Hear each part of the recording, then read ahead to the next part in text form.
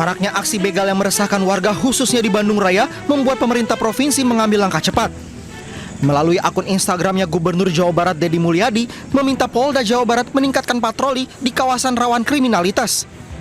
Pemprov juga berkoordinasi dengan Polda Metro Jaya untuk memperkuat pengamanan di wilayah Bekasi dan Depok. Deddy Mulyadi juga mengumumkan sayembara dengan hadiah hingga 50 juta rupiah bagi warga yang berhasil menangkap pelaku begal dalam keadaan hidup. Saya memberikan sayembara pada seluruh warga Jabar yang bisa melumpuhkan maling, copet, jamret, begal, rampok. Kami siapkan hadiah dari 5 sampai 50 juta. Dari 5 juta sampai 50 juta yang mampu merumpuhkan berbagai aksi kejahatan dan menyerahkannya kepada kepolisian dalam keadaan hidup. Pernyataan warga boleh menindak tegas dan boleh melawan begal juga disampaikan oleh Kabid Humas Polda Jabar, Kombes Pol Hendra Rohmawan. Perintah Pak Kapolda untuk tidak tegas dan terukur. Jelas ya. Dan ini tidak hanya kepada polisi, kepada masyarakat pun boleh. Ya, pada masyarakat boleh dengan catatan tadi itu ya juga tegas terukur ya. Jangan sampai matilah bahasanya ya. Jadi kita sampaikan seperti itu dan terima kasih karena tadi saya katakan di awal terima kasih sekali pada masyarakat yang telah memposting itu kepedulian kepada masyarakat dan upaya kita di dini hari ini tentu akan kita lakukan CP yang sangat harus sesuaikan dengan waktunya. Ya, berarti pagi pukul 12 sampai jam dini hari ini merupakan jam-jam yang rawan akan kita perbanyak ini personilnya, utamanya jam-jam libur ini. Dengan peningkatan patroli dan keterlibatan aktif masyarakat, diharapkan aksi begal yang meresahkan dapat ditekan dan tidak lagi memakan korban. Dari Bandung, Jawa Barat, Ervan David, iNews melaporkan. Pemirsa, tindak pidana khusus Kejaksaan Tinggi Jawa Timur menetapkan mantan Direktur Utama Perusahaan Daerah Taman Satwa Kebun Binatang Surabaya sebagai tersangka. Ia diduga korupsi penyalahgunaan keuangan senilai 10 miliar rupiah.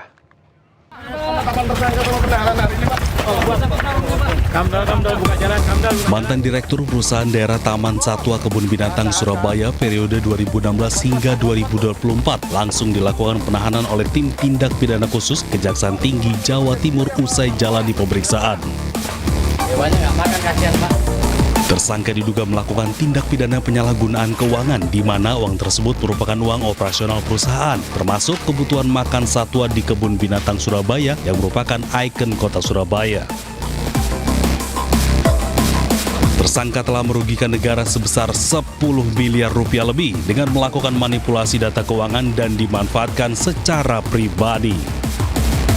Pada malam ini kami menetapkan satu orang tersangka, yaitu atas nama inisial CA selaku Direktur Utama Perusahaan Daerah Taman Satwa Kebun Binatang Surabaya, secara melawan hukum atau menyalahgunakan kewenangan telah menggunakan uang anggaran PD TS KBS guna pengeluaran yang tidak sesuai dengan peruntukannya dan atau fiktif. Selanjutnya, tersangka akan menjalani masa penahanan selama 20 hari di Rutan Cabang Kejaksaan Tinggi Jawa Timur untuk pemeriksaan lebih lanjut serta pengembangan perkara sebelum nantinya dilimpahkan ke pengadilan. Dari Surabaya, Jawa Timur, Hari Tambayong, iNews melaporkan. Informasi selanjutnya, pemirsa, Presiden Prabowo Subianto menggelar rapat terbatas bersama Wakil Presiden Gibran Rakebuming Raka dan sejumlah Menteri Kabinet Merah Putih di Istana Kepresidenan Jakarta.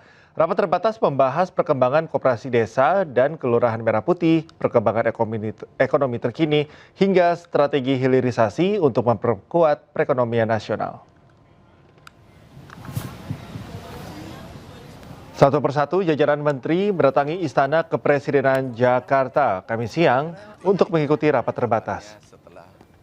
Sebelumnya, Presiden Prabowo Subianto meminta Menteri Koordinator Bidang Pangan dan jajarannya untuk fokus pada peningkatan pelayanan koperasi sehingga dapat menjadi penggerak ekonomi desa dan kelurahan sekaligus memperkuat kesejahteraan masyarakat.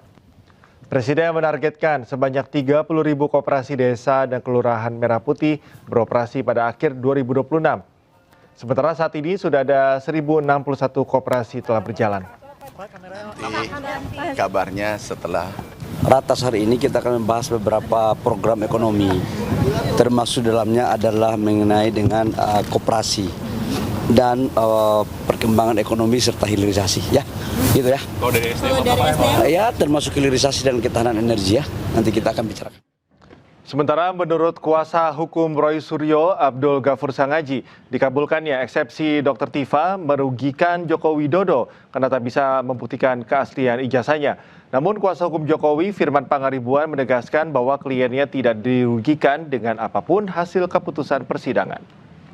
Saya kira kalau kemudian ini mengikat setelah perlawanan jaksa penuntut umum terhadap putusan Pengadilan Negeri Jakarta Timur juga ditolak oleh Pengadilan Tinggi DKI Jakarta, berarti pokok perkara kan tidak bisa lagi dilanjutkan. Apakah status ijazah ini asli atau palsu? Ya, artinya Pak Jokowi kehilangan juga hak hukum dan kesempatan hukum untuk membuktikan dalil-dalilnya atau tidak mampu untuk membuktikan kepada masyarakat Indonesia bahwa ijazahnya asli karena forum itu tidak ada lagi. Ini saya harus clearkan kalau ini. Oke, silakan Prof. Ya, ini kan adalah ya yang di sidang ini kan Bu Tifa sama Pak Roy. Jadi nggak ada urusannya dengan Pak Jokowi seperti itu ya. Bicara masalah ijazahnya, sebagaimana otoritas dari UGM sudah menyampaikan, tadi malam juga kita satu forum nih sama Bang Sangaji, sudah kita dengar juga apa yang disampaikan oleh UGM, sudah disampaikan juga oleh KPU terkait verifikasi Pak Jokowi, sudah disampaikan juga oleh Puslapor dan oleh teman-temannya. Jadi saya pikir Pak Jokowi tidak. Kuasa hukum Jokowi, Rifai Kussumanegara, mengaku menerima keputusan hakim. Rifai juga menegaskan pihak penuntut umum akan memperbaiki dakwaannya. Kasus pun tetap bisa berlanjut. tentunya kami menghargai putusan yang telah diucapkan karena bagaimanapun putusan tersebut adalah bagian dari koreksi, check and balance sebuah proses hukum yang sedang berlangsung. Sekalipun kalau kita cermati, yang dipersoalkan tadi adalah dakwaan dianggap batal demi hukum karena obscure libel, yaitu disebabkan karena ada penggunaan pasal KUHP lama dan KUHP baru secara dalam sebuah dakwaan subsidiar.